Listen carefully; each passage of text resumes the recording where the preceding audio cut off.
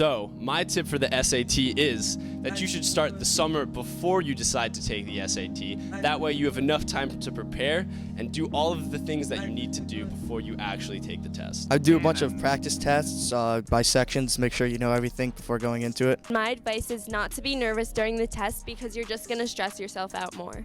My tip for the ACT is to do a lot of time practices because the test is very time sensitive. I think my best advice would be take a practice on each and then decide which format is going to work best for you. To do well on the SAT, you should do lots of practice every week leading up to it. I recommend you meditate before the test. My advice for taking the SAT or the ACT is to not study too much because on the day of the test, you're going to freak out if you studied way too hard and you're going to panic. Make sure you're well rested before the test. Studies have shown anything more than 12 weeks before, you're not really retaining it.